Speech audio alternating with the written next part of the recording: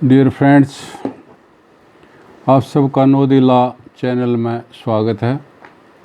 हम सीआरपीसी के सेक्शन 217 तक चर्चा कर चुके हैं। आज का हमारा विषय है joinder of charges section 218 to 224। मैं रामफल मोर, एडवोकेट सोनीपत, आज 7/6/2020 को आपके सामने 218 से 224 तक चर्चा करूंगा।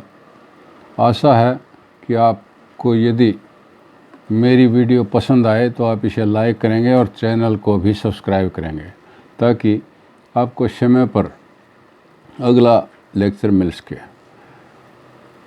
तो जैसा कि इस चैप्टर के 2 भाग थे, पहला भाग हम कर चुके हैं और दूसरा भाग जॉइंडर ऑफ चार्जेस के ऊपर 218 से 224 तक है। तो इसमें सेक्शन 218 क्या कहता है कि separate charges for distinct offences, जब भिन्न भिन्न अपराधों के लिए अलग अलग आरोप जिस किसी व्यक्ति पर जो दोषी है, प्रत्येक भिन्न अपराध के लिए पृथक आरोप लगेगा और हर ऐसा आरोप का विचारण अलग रूप से किया जाएगा। परंतु अभियुक्त यदि अपने लिखित आवेदन से ऐसा चाहता है और मजिस्ट्रेट भी इस प्रकार इस राय का है कि उससे दोषी पर कोई प्रतिकूल प्रभाव नहीं पड़ेगा, तो मजिस्ट्रेट सभी या किन्हीं आरोपों का विचारण एक साथ कर सकता है। ये सब सेक्शन 1 के अंदर कहा गया है। अब इसके ऊपर मैं आपको एक अथॉरिटी बताना चाहूँगा, इलस्ट्रेशन बताना चाहूँगा।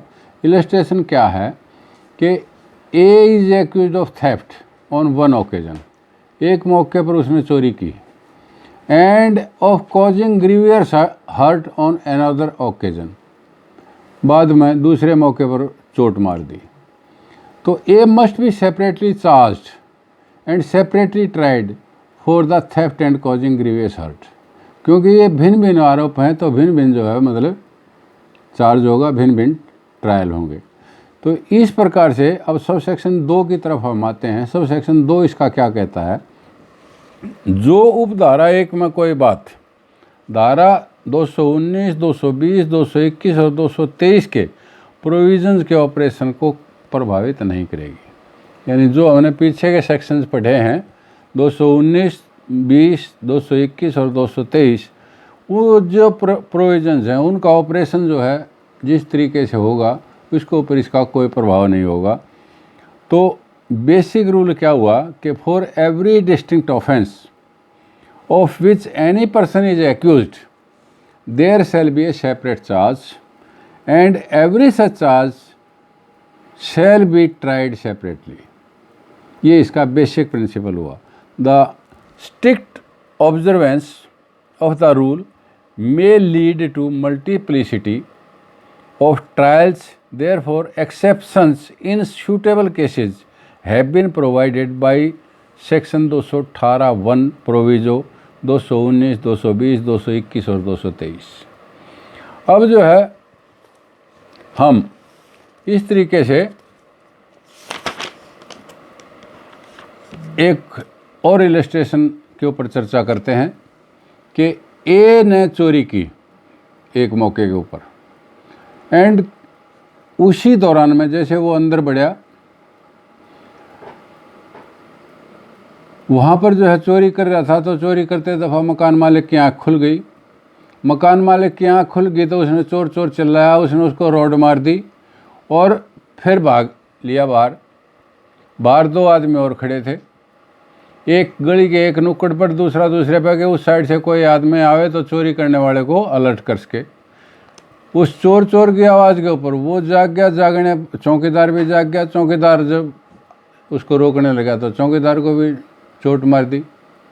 उसके बाद आगे भाग रहा था तो पुलिस वाला था, पुलिस वाले ने रोकना चाहा तो उसको भी चोट मार दी। तो ये सीरीज में चोट मारी जा रही है उसी एक ऑफेंस के उसमें। इट कैन बी ट्राइड, और आरोप भी एक लग सकता है और इस तरीके से इकट्ठा इसका चार्ज किया। को एक्यूज पर भी, क्योंकि उन्होंने उसका साथ दिया। अब जो है हम इसके जो exceptions to the basic rule हैं उनके ऊपर आएंगे। और वो क्या कहता है कि desire of accused person by an application desires and the magistrate is of the opinion that such person is not likely to be prejudiced। जब किसी भी सेंटेंस को पढ़ें तो ये ध्यान रखें कि जहाँ पर कॉमे का फुल स्टॉप का प्रयोग हो रहा है वहाँ रुक जाइए, रुक करके ये देखिए कि यहाँ तक क्या कहता है। अब जैसे डिज़ायर ऑफ एक्यूज्ड पर्सन को हम पढ़ रहे हैं तो desire of accused person by an application desires, यानी वो एक दरख्वास्त के द्वारा अपनी इच्छा जाहिर कर सकता है क्या। And the magistrate is of the opinion that such person is not likely to be prejudiced. यहाँ तक फिर रुकिए कि जो ये दरख्वास्त दी गई है और उस दरख्वास्त से मैजिस्ट्रेट पढ़ने पर इस ओपिनियन का है कि इस तरह की कार्रवाई किए जाने से दोषी को प्रेजुडिस नहीं होगा, कोई नुकसान नहीं होगा। द मैजिस्ट्रेट में ट्राई टुगेदर ऑल और any number of charges framed against such person. इस तरह के जो जितने भी चार्जेज हैं एक आदमी के खिलाफ इकट्ठे ट्राई करने से कोई नुकसान नहीं होगा, तो ही कैन। इसका प्रोविज़ो है ये टू सेक्शन 218(1) का, उसमें ये बात कही गई है। अब सीधा प्रोविज़ो ऑफ सेक्शन 223, क्योंकि इसी में यह बात कही गई थी कि सेक्शन 223 भी, तो 223 का भी प्रोविज़ो देखेंगे। 223 का प्रोविज़ो क्या कहता है, where a number of persons are charged with separate offences and such persons do not fall within any of the categories specified in this section, the magistrate or court of session may if such persons by an application in writing so desire and if he or it is satisfied that such persons would not be prejudicially affected thereby and it is expedient so to do, try all such persons together। जैसा कि मैंने बताया कि यदि मान लिया ज़्यादा मुलजिम हैं और वो भी दरख्वास्त जज को या सेशन जज को देते हैं कि जी हमारा इसकी इकट्ठी सुनवाई की जाए, और मैजिस्ट्रेट यदि या सेशन इस बात पर सेटिस्फाइड है कि ऐसा करने से इन आदमियों को या किसी एक को कोई नुकसान नहीं होगा और उसको प्रेजुडिस इफेक्ट नहीं होगा, तो it is expedient to do so. और ये न्यायहित में ऐसा करना भी सही है, क्योंकि ज़्यादा मल्टीप्लिसिटी ऑफ द केसेस भी अवॉइड होगी और कोर्ट का टाइम भी बचेगा। तो he can try such persons together, उन सबको इकट्ठा सुन सकता है। वस्तुतः अगले सेक्शन 219 से 224 क्या हैं, उसमें 3 offences of same kind with in a year may be charge together. इसके ऊपर आप देखेंगे कि एक साल में एक आदमी ने 3 जुर्म किए। जैसे आज 7 जून को एक आदमी ने चोरी कर ली, एक पेड़ काट लिया नहर महकमे का, जंगलात का। ठीक 1 महीने बाद दूसरा पेड़ काट लिया और 4 महीने बाद तीसरा काट लिया। तो वो कहता है कि जब किसी व्यक्ति पर एक ही किस्म के 1 से अधिक अपराधों का मुकदमा है तो वे अपराध पहले अपराध से लेकर अंतिम अपराध तक 12 महीने के अंदर के हैं, चाहे वह एक व्यक्ति के बारे में है या नहीं, तो उनके 3 अपराधों तक एक ही विचारण यानी एक ही ट्रायल हो सकता है। इसलिए एक ही आरोप भी लगाया जा सकता है। लेकिन ये 12 महीने का मतलब ये नहीं है कि जनवरी से दिसंबर हो। 12 महीने का मतलब है कि जिस दिन पहला ऑफेंस किया है और आखिरी ऑफेंस के बीच की अवधि 12 महीने हो, चाहे वो जून से जून है, चाहे जनवरी से दिसंबर है, चाहे मतलब अप्रैल से अप्रैल है, मतलब 12 महीने जो है पहले ऑफेंस से लेकर आखिरी ऑफेंस तक काउंट करने हैं। तो अपराध एक ही किस्म के तब होते हैं जब वे आईपीसी या स्थानीय विधि की एक ही धारा के अधीन are punishable with the same amount, दंड की भी मात्रा समान तकरीबन होती है। तो इसके ऊपर एक प्रोविज़ो और मैं आपको बताना चाहूँगा। जैसे चोरी की है एक आदमी ने, 379 चोरी का केस है और 380 भी चोरी का है। 380 में जो है मकान पाड़ के चोरी करना, 379 में वैसे चोरी करना है। तो इसके अंदर क्या कहता है कि जब धारा 379 पनिशमेंट फॉर थेफ्ट और 380 थेफ्ट इन डिवेलपिंग हाउस, तो आईपीसी के तहत दंडनीय अपराध हैं दोनों के दोनों। तो रीड प्रोवाइडेड का इसका रीड पढ़िए, that for the purposes of this section an offence under section 379 IPC shall be deemed to be an offence of same kind as an offence of section 380 IPC of the said code, that an offence punishable any section of said code or any special local law shall be deemed to be an offence of same kind as an attempt to commit such offence when such attempt is an offence। तो इस तरीके से चाहे वो जुर्म किया या जुर्म करने के लिए प्रयत्न किया, उस एक नेचर की बात को, एक किस्म के केस को एक लॉ के तहत जो है उनको इकट्ठा ट्राई किया जा सकता है। अब 220 क्या कहता है? Trial for more than one offence, जब एक से ज़्यादा जुर्म है तो उनका ट्रायल कैसे होगा? It is one series of acts, मतलब उन कामों की श्रृंखला, वन सीरीज ऑफ, सीरीज के माने श्रृंखला। It is one series of acts so connected together as to form the same transaction, यानी एक ही काम को करने के लिए जो श्रृंखला बनी, more offences than one are committed by the same person, he may be charged with and tried at one trial for every such offence। जैसे बी जो है जेल में है या पुलिस कस्टडी में है, ए रेस्क्यूज बी, ए बी को बचाता है, उनके पंजे से छुड़वाता है। तो क्या होता है कि उसको रेस्क्यू करने में in so doing causes grievous injuries to C, जिसकी कस्टडी में वो था उसको ग्रीवियस इंजरी काज कर दी। तो दो ऑफेंस हो गए, एक ग्रीवियस इंजरी का और एक मुलजिम को रेस्क्यू करने का। तो ए में B tried together and charge with at the same time for offences under section 225 और 333 आईपीसी। एक रेस्क्यू का हो गया और एक जो है गंभीर चोट मारने का हो गया। तो इसलिए here when offences are committed in the course of same transaction it is immaterial whether the offence are of the same kind or not. यहाँ पर जैसे बात आई थी ना कि वह एक किस्म के मुकदमे तीन को जो है मतलब इकट्ठा ट्राई किया जा सकता है, तो यहाँ पर ये कहता है कि यहाँ इमेटीरियल है। इसमें यह नहीं देखना कि मतलब ऑफेंसेस की काइंड बदल गई, नेचर बदल गई, क्योंकि 333 उसी दौरान में है। एक्ट ऑफ सीरीज़ में ये काम हो रहा है, सीरीज़ ऑफ एक्ट्स जो है काम की श्रृंखला में ये ऑफेंस हो रहा है। तो इस तरीके से two offences under section 225 and 333 are made out, और इस तरीके से उन दोनों को इकट्ठा ट्राई किया जा सकता है। सेम ट्रांजैक्शन के ऊपर दो केस लॉ जो है मैं आपको बताना चाहूँगा।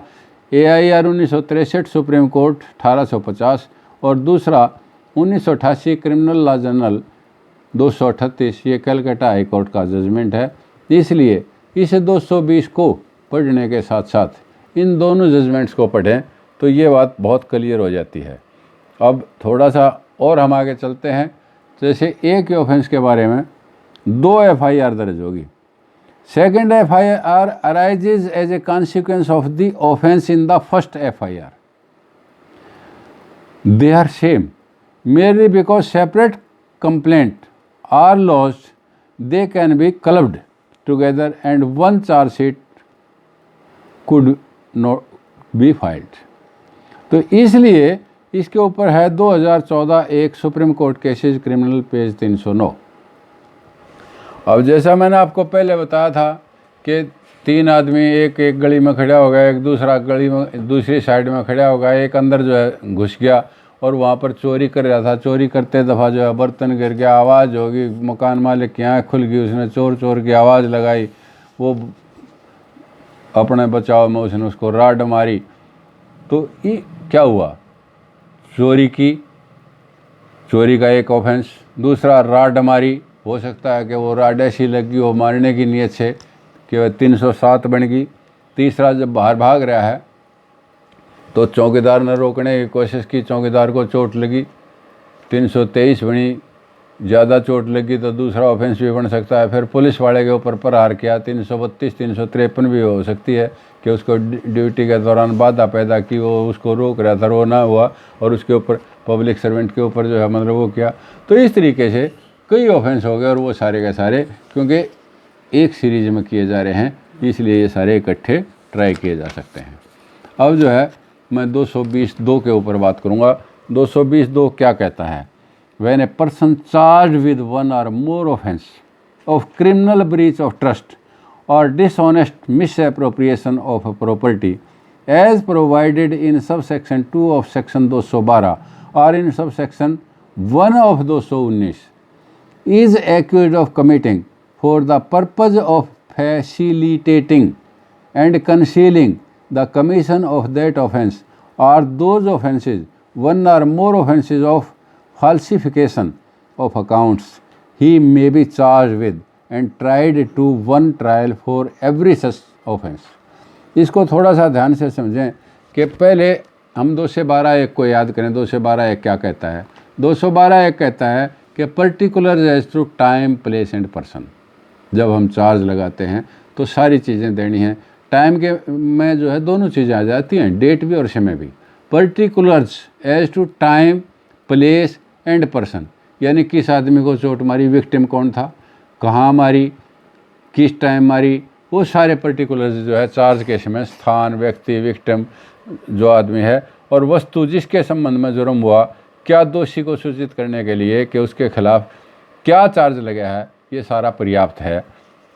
219 क्या है कि 3 offences of the same kind with in year में बी चार्ज टुगेदर। तो ये इसलिए कहता है कि इस दोनों को साथ में पहले पढ़ेंगे तो दोनों को साथ में पढ़ने पर क्या कहता है? Where a person charged with one or more offences of criminal breach of trust or dishonest misappropriation of the property. उसने क्या जुर्म किया कि क्रिमिनल ब्रीच ऑफ ट्रस्ट कर दिया या dishonest misappropriation of the property कर दिया। तो एज प्रोवाइडेड इन सेक्शन 212 और 219, 212 का 2 और 219 का 1 में, तो फिर वो क्या होगा?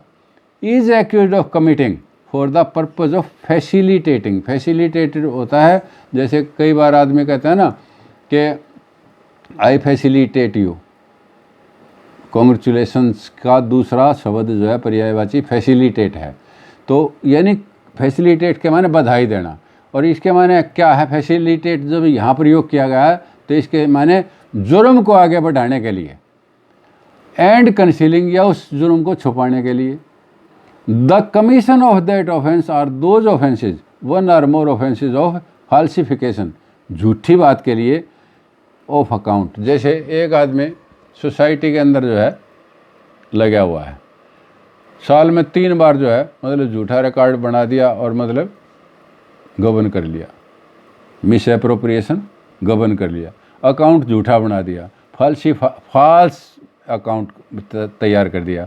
तो इस तरह के ऑफेंसेस जो है वो इकट्ठा ट्राई किया जा सकता है। बैंक में नौकरी कर रहा है, वहाँ पर झूठा जो है वाउचर लगा दिया, एक आदमी ने रुपए निकलवाए 2000, वहाँ पर 2000 की बजाय 0 लगा करके 20,000 बना लिया, और इस तरीके से उसने साल में जितने किए तो वो 3 ऑफेंसेज, और फिर इस तरीके से जोड़ जो है यानी हिसाब किताब जो अकाउंटेबल था वो अकाउंट गलत कर दिया। तो इस तरीके से उसका चार्ज इकट्ठा लग सकता है और इकट्ठा कैन बी ट्राइड। अब 220 का 3 क्या कहता है? If such acts alleged constitute an offence falling with in 2 or more separate definitions of any law in force for the time being by which offences are defined and punished, the person accused of them may be charged with and tried at one trial for each of such offences। उदाहरण, जैसे इसको थोड़ा सा समझने की कोशिश करें, बहुत सिंपल सी बात है। एक आदमी ने ए ने बी को 50 डंडे मारे और हर डंडे का चोट हुआ। मान लिया कि एक डंडे के लिए 1 साल की सज़ा है, तो 50 डंडों को 50 साल की सज़ा होगी। वो कहता नहीं, चाहे उसने इकट्ठे कितने भी डंडे मारे हैं, वो एक इंसिडेंट है, वो एक जुर्म है। उससे 323 बना, 25 बना, 26 बना, जो भी बनता है उसके लिए जो है उसकी सज़ा होगी। मतलब ये नहीं कि वह उसके ऊपर 50 डंडे मारे तो 50 की सज़ा होगी और 50 साल की होगी। एक जैसे एक के लिए 1 साल की है तो 50 के लिए 50 साल की होगी, ऐसा नहीं है। तो पनिशमेंट फॉर असॉल्ट और क्रिमिनल फोर्स अदरवाइज देन ए ग्रेव प्रोवोकेशन, यहाँ पर जो है ना, इसको साथ में थोड़ा सा ये भी पढ़ना है कि जो 323 का जुर्म बना और 352 का जुर्म बना, तो 352 तो है पनिशमेंट फॉर असॉल्ट और criminal force otherwise than on grave provocation. अब ग्रेव प्रोवोकेशन की बात जो है ना यहाँ पर आई है, और उधर 323 जो है कॉजिंग हर्ट है। तो इस पर एक और मैं आपको बताना चाहूँगा कि एक औरत के पास एक बच्चा है, वो अपने बच्चे को जानबूझ करके फेंक देती है। वो जानती है कि बच्चे के फेंकने से उसकी डेथ भी हो सकती है, बच्चा मर भी सकता है। तो आईपीसी की धारा 317 और 304 के लिए अलग अलग चार्ज लग जाएगा। तो इस प्रकार से इस उदाहरण से इस सेक्शन को समझें। अब 220(4) क्या कहता है? If several acts of which one or more than one would by itself or themselves constitute an offense, constitute when combined a different offense, the person accused of them may be charged with and tried at one trial for the offense constituted by such acts when combined and for any offenses constituted by any one or more of such acts। एक आदमी B को लूटता है, जब वो B को लूटता है और ऐसा करने के लिए वो उसको चोट मारता है, ए ने भारतीय दंड संहिता की धारा 323 के तहत जो है उसको चोट मारी। और दूसरा क्या किया? लूटने की बात थी 392 रॉबरी, मतलब जिसको कहेंगे, क्योंकि लूटने में तो मतलब ज़्यादा आदमी चाहिए और मतलब डाके में तो, और रॉबरी में जो है वो कर रहा है तो 392 धारा होगी। तो इसमें 10 साल तक की सज़ा हो सकती है। हाईवे पर यह होनी चाहिए और सनसेट से लेकर सनराइज़ के बीच में होनी चाहिए। तो ये इसकी शर्त है। अब 394 का अपराध किया उसने, अलग अलग आरोप का हो सकता है। तो रॉबरी के वक़्त जानबूझ करके चोट मारना, और robbery is defined in section 390, डकैती जो है वो 391 में है। तो इसलिए रॉबरी का 325 का, 323 का या 24 का या 25 का चोट मारने का, और 392 जो है रॉबरी का, ये अलग अलग वो हो गए। इस तरीके से दे कैन बी ट्राइड। अब अगला क्या कहता है 220 का 5 के nothing contained in this section shall affect section 71 of the Indian penal code. अब 71 क्या है इंडियन पेनल कोड का? 71 है limit of a punishment of offence made up of several offences. जैसे एग्जाम्पल देता हूँ मैं 71 का। ए जेड को सटिक से, जैसे पहले हमने बताया था कि 50 वार करता है। ए ने हर प्रकार से संपूर्ण मारपीट की, मतलब संपूर्ण शब्द है। ए ने 50 वार किए तो यह उसकी संपूर्ण मारपीट है। यदि एक प्रकार के दंडनीय होता तो प्रत्येक प्रहार के लिए 1 वर्ष के हिसाब से 50 साल की कारावास हो सकती थी। किंतु वह संपूर्ण मारपीट के लिए दंड से दंडनीय है। लेकिन जब ए और जेड को पीट रहा था, यहाँ पर बीच में एक दूसरी बात है, जब ए जेड को पीट रहा था, वाई आ गया, तो उसने जानबूझ करके वाई पर प्रहार कर दिया। यहां वाई पर किया गया प्रहार उस कार्य का भाग नहीं है जो ए और जेड के बीच था।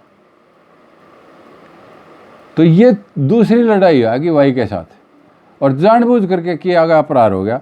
ए ने वाई को स्वेच्छा से जानबूझकर चोट मारी, इसलिए ए जेड पर किए गए प्रहार के लिए एक दंड और वाई पर किए गए प्रहार के लिए एक दंड का हकदार है। अब हम सेक्शन 221 की बात करते हैं।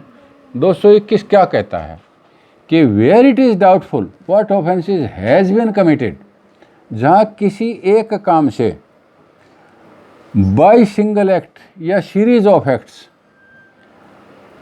कार्यों की श्रृंखला इस प्रकार है कि तथ्यों के आधार पर जो अपराध बनता है वो कौन सा है, तो दोषी पर उसमें से किसी एक के करने का आरोप लगाया जा सकता है। और ऐसे आरोपों में से कितनों के आरोपों का एक साथ ट्राई विचारण किया जा सकता है, वह उन आरोपों में से किसी एक को करने का अल्टरनेट चार्ज भी लगा सकता है। तो इस तरीके से 221(2) क्या कहता है, यदि दोषी पर एक अपराध करने का चार्ज लगाया जाता है और गवाही से यह साबित हो जाता है कि उसने दूसरा जुर्म भी किया है या उससे दूसरा जुर्म बनता है, जिसके लिए 221(1) के तहत आरोप जो लगा था वह उस अपराध के लिए कन्विक्ट किया जा सकता है, चाहे उस पर आरोप नहीं लगा। यानी 221(1) में जो आरोप लगाया था, गवाही कराने के तहत गवाही से कोई दूसरा ऑफेंस बन गया। जैसे एक आदमी के खिलाफ 304(b) का केस बन गया, दहेज हत्या का, और दहेज हत्या का केस की गवाही होने पर यह साबित हो गया कि ये दहेज हत्या नहीं थी, ये तो हत्या थी, मर्डर किया था, तो charge can be altered at any time, और या लेसर बनता है। जैसे 304(b) का था, 304(b) का ना बना दहेज का केस केवल, या मार पिटाई का केस, या क्रूरता का, क्रूअल्टी का वो केस बन गया, तो 498 कहता है तो उसकी सज़ा की जा सकती है। उसमें चार्ज को भी चाहे लगा हो चाहे ना लगा हो कोई ज़रूरत नहीं है। तो उदाहरण, एक आदमी ने चोरी की संपत्ति ली, या क्रिमिनल ब्रीच ऑफ ट्रस्ट या चीटिंग, उस पर चोरी करने, चुराई गई संपत्ति प्राप्त करने, आपराधिक न्यायस भंग करने या चीटिंग का आरोप लगाया जा सकता है। किंतु उदाहरण 2 कहता है, अब ट्रायल में यह साबित होता है कि जिस पर केवल चोरी का आरोप लगाया है वह तो क्रिमिनल ब्रीच ऑफ ट्रस्ट 406 का जुर्म बनता है, और चोरी का माल प्राप्त करवाने बारे 411 का अपराधी है, तो उसके बिना आरोप के भी सज़ा की जा सकती है। ऊपर का सेक्शन क्या था कि जब ये डाउटफुल है कि कौन सा सेक्शन बना, तो किसी एक सेक्शन के तहत चार्ज लगा दिया, और फिर गवाही से जो चीज़ क्लियर होगी फिर वो चार्ज जो है चाहे लगाया है चाहे ना लगाया है उसके अंदर सज़ा की जा सकती है। अब 222 क्या कहता है, when offence proved included in offence charged, when a person is charged with an offense consisting of several particulars, a combination of some only of which constitute a complete minor offense, and such combination is proved, he may be convicted of minor offense though he was not charged। जैसे मैंने आपको पहले बताया कि व्यक्ति को धारा 407 IPC में ट्राई किया जा रहा है और साक्ष्य से जुर्म केवल 406 का बनता है, तो इसलिए 406 जो है में चाहे चार्ज ना लगा हो उसकी सज़ा की जा सकती है। इसका दूसरा उदाहरण है कि एक आदमी ग्रीवियस हर्ट पहुंचाने के जुर्म में 325 के तहत ट्राई किया जा रहा है, किंतु वह साबित कर देता है कि ये सडन प्रोवोकेशन से ऐसा हुआ, तो उसकी सज़ा 335 IPC में की जा सकती है। 304(b) का चार्ज है, 498 में सज़ा की जा सकती है, 498A में। 302 का चार्ज है, 304 में कल्पेबल होमिसाइड में सज़ा की जा सकती है। तो इसलिए अब 222(2) पर आते हैं हम, जब किसी पर जो आरोप है तथ्य ये साबित कर देते हैं कि उस जुर्म की वजह छोटा जुर्म बनता है, तो छोटे में सज़ा की जा सकती है, चाहे आरोप लगा हो या ना लगा हो। अब 222(3) क्या कहता है? जब किसी पर किसी अपराध आरोप लगा है तो ये साबित हो जाता है कि उसने अपराध करने की कोशिश की है, तो वह कोशिश के लिए भी कन्विक्ट किया जा सकता है, चाहे उस पर आरोप लगा हो या ना लगा हो। 222(4) क्या कहता है?